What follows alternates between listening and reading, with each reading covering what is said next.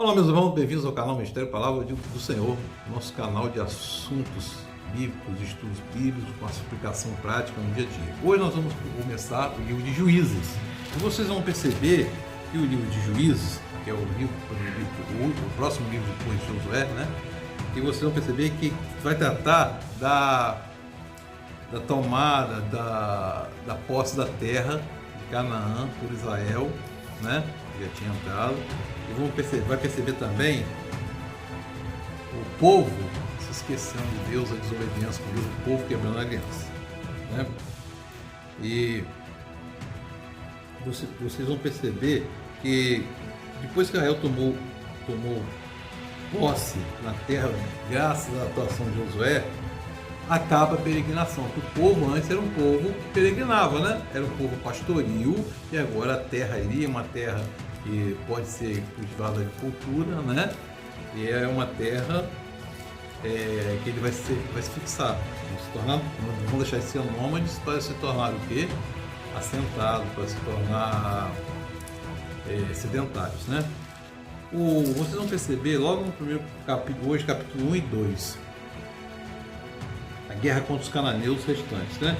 E vocês vão perceber que esse relato vai tratar da falha de Israel em tomar posse completa da terra prometida em conformidade com as ordens do Senhor.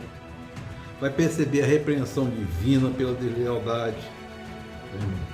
E vocês vão perceber isso tudo nesse livro. Bom, capítulo 1 fala a seguinte coisa. Depois da morte de Josué, os israelitas perguntaram ao Senhor: quem de nós será o primeiro a atacar os cananeus? O Senhor responde: Judá. Judá, justamente, então a próxima Judá é de onde vai Jesus Cristo, né? É da linhagem de Jesus Cristo. Jesus Cristo era judeu, que era da tribo de Judá. Será o primeiro a atacar. Eu entreguei a terra em suas mãos. Declaração de Deus. Então os homens de Judá disseram aos seus irmãos de Simeão, a outra tribo: venham conosco ao território que nos foi designado por sorteio e lutemos contra os cananeus. Iremos com vocês para o território que nos foi dado. E os homens de Simeão foram com eles. Quando os homens de Judá atacaram, o Senhor entregou os cananeus, os ferezeus nas mãos deles, e eles mataram 10.000 homens em Bezeque. Foi lá que encontraram Adoni-Bezeque, né? Era o personagem lá, o rei lá.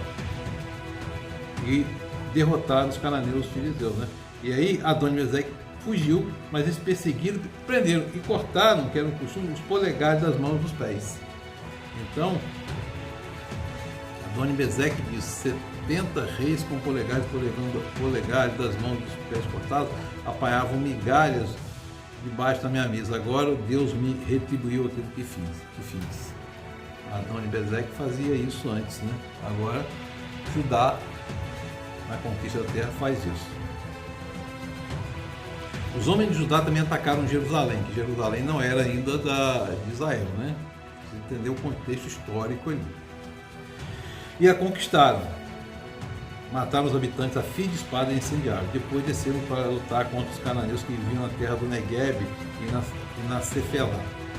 Avançaram contra os cananeus que viviam em Hebron, anteriormente chamada Kiriat Arba. Derrotaram Sesai, Aimã e Talmai. E dali avançaram contra o povo que morava em Debi, anteriormente chamado Kiriat Sefer. Disse Caleb: darei minha filha Áquisa em casamento ao homem que atacar e conquistar Kiriat Sefer. Otoniel, filho de Kenaz, irmão mais novo de Caleb, conquistou a cidade, por isso Caleb deu sua filha Áquisa por mulher. É no costume, né? Tem que levar em conta todos os contextos aqui do costume. Um dia, quando já vivia com Otoniel, ela o persuadiu a pedir um campo ao pai dela. Assim que ela desceu do jumento, Caleb perguntou: o que você quer? E aí ela respondeu: dê-me de presente, já que o Senhor me deu as terras do Negev, também fonte de água. E Caleb lhe deu fonte de água superiores e as inferiores. Os descendentes do sogro de Moisés, o queneu, saíram da cidade das palmeiras, que era Jericó, né? Da cidade das palmeiras, com os homens de Judá, e passaram a viver entre o povo do deserto, o Negueb, perto de Arad. E aí, meu irmão, minha irmã, vocês vão perceber que aqui nesse relato, contexto aqui, o povo não extermina, não expulsa da terra que era a ordem de Deus para expulsar e exterminar a terra, não queria contato nem acordo nenhum com os povos que ali habitavam, naquela terra. E aí você vai observar a seguinte coisa, no capítulo 2: o anjo do Senhor subiu a Gilgal e a Boquim e disse: tirei vocês do Egito e os trouxe para a terra que prometi com juramento a seus antepassados, e disse: jamais quebrarei a minha aliança com vocês, e vocês não farão acordo com o povo desta terra, mas demolirão os seus altares, né? Demolir os altares, porque era um povo idólatra, era um povo politeísta, né? Porque vocês não me obedeceram. E aí, o anjo aqui, no caso, está havendo uma manifestação de teofania aqui com o povo, né? Perguntando por que vocês me desobedeceram. E Deus já lança em rosto a nação de Israel a desobediência, né? E ali tudo aquilo, obediência, prosperidade e maldição na desobediência, né? E aí, portanto, agora eu lhes digo que não expulsarei da presença de vocês. Não expulsou o povo que vivia lá. Eles serão seus adversários, os deuses deles serão uma armadilha para vocês. A armadilha no sentido da idolatria e da perversidade, tudo aquilo que havia de ruim que a idolatria traz. Quando o anjo do Senhor acabou de falar, a todos ali do povo chorou em voz alta, e ao lugar chamado Boquim, ali ofereceram um sacrifício ao Senhor. Depois que Josué despediu os israelitas, eles saíram para ocupar as terras, cada um a sua herança, né? O povo prestou culto ao Senhor durante toda a vida de Josué. Enquanto Josué estava lá, estava liderando, o povo estava prestando culto, obedecendo. Mas foi Josué morrer que o povo, né, desandou, como diz o outro. E muitos tinham morrido lá para trás, lá, muitos que nasceram naquele período aí não conheciam a história da relação de Deus com o povo israelita, desde a saída do Egito. Muitos não conheciam. Depois que toda aquela geração foi reunida aos seus antepassados, está dizendo isso aqui. Foi reunido aos seus antepassados, quer dizer, morreu, né?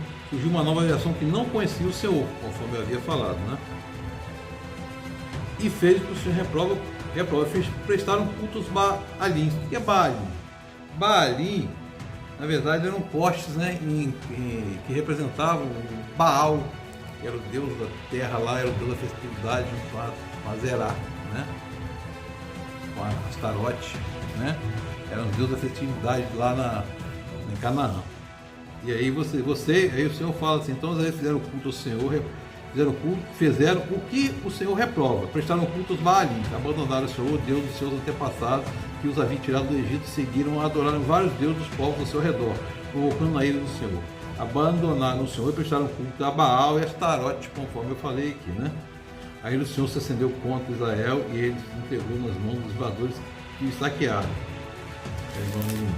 E aí a gente vai ver aqui, sempre que os israelitas saíam para a batalha, com a mão do Senhor, eles eram derrotados, mas sem a mão do Senhor eles sempre perdiam. O povo que saiu, os israelitas saindo com o apoio do Senhor, era vitorioso. Sem apoio do Senhor, eles eram derrotados, né? E vocês vão ver isso durante todo esse capítulo, todo esse livro esse livro da Bíblia, o livro dos Juízes, né? Por isso a ira do Senhor acendeu-se contra Israel e disse: como este povo violou a aliança que fiz com seus antepassados, não tem ouvido minha voz, não expulsarei diante deles nenhuma nação que Josué deixou quando morreu. Eu as usarei para pôr Israel à prova e ver se guardará o caminho do Senhor e se andará nele, como fizeram seus antepassados. O Senhor havia permitido que essas nações permanecessem e não as expulsou de imediato e não as entregou nas mãos de Josué. Aqui Josué tinha muito tempo. Então a gente está vendo um caminho que Israel começou a seguir, né? A partir da morte de Josué, e a gente vai ver isso muito presente nos livros aqui. Por isso que os juízes eram necessários, para se fazer necessário, para julgar a causa do povo, para também colocar o povo no caminho certo. O Espírito Santo de Deus esteja sobre nós, nos consolando, nos abençoando, amém. E assim, hoje nós não temos um juízo, mas nós temos o Espírito Santo que nos convence do pecado, da justiça e do juízo. Está sempre ali com a gente. Deus nos abençoe.